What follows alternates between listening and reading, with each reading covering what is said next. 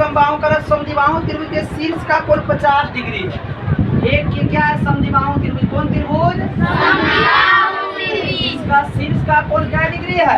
50। बाकी दो कोण x x मान लेंगे। क्या मान लेंगे? हला ABC एक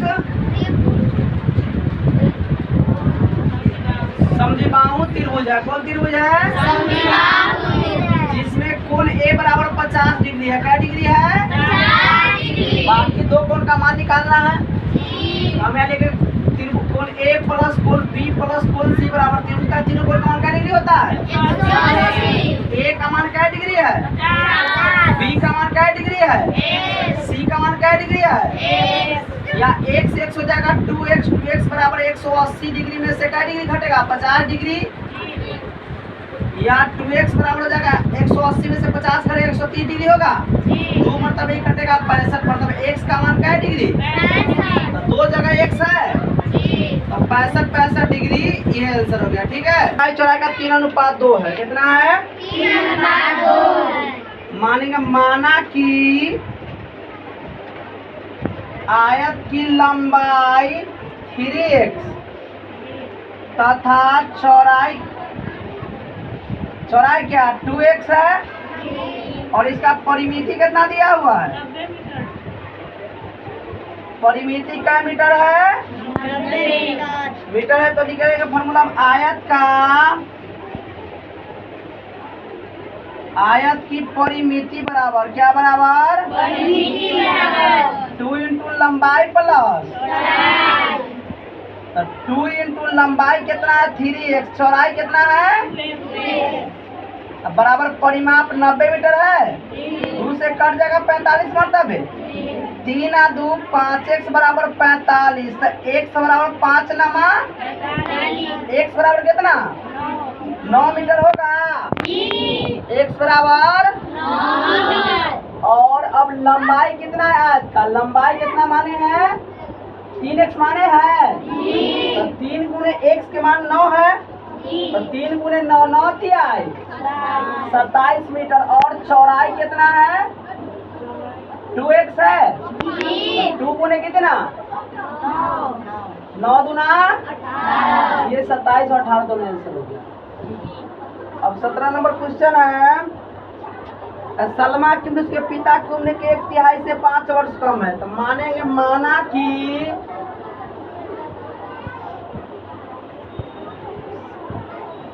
सलमा की उम्र 1 वर्ष। सलमा की उम्र कितना? 1 वर्ष तथा उसके पिता का उम्र करा 1/3 से 5 वर्ष कम है। तो x/3 - 5 है। इसीलिए प्रश्न से x/3 - 5 अब बराबर में कितना? 20 वर्ष कह रहा है। कितना कह रहा है? 20 वर्ष। ये हो जाएगा x/3 ये माइनस में 5 हो जाएगा प्लस में होगा 20 + 5 या x/3 बराबर 20 और 5 25 होगा। बटा में अगला उत्तम देंगे 25। x बराबर 3 25 25 तिहाई क्या वर्ष हो गया? 75 वर्ष। 18 नंबर क्वेश्चन है। अब 18 नंबर क्वेश्चन कहता है कि विक्रम में 8 कुर्सी तथा 2 मेज खरीदने में 29 रुपया खर्च किया। 8 कुर्सी और 2 मेज। तो माना कि कुर्सी की संख्या x तथा मेज की संख्या क्या मानेंगे? y है। क्या है? y। इसीलिए पहला गुना करा 8 कुर्सी तथा 2 मेज। तो 8x + 2y बराबर कितना रुपया खर्च किया? वो 2900।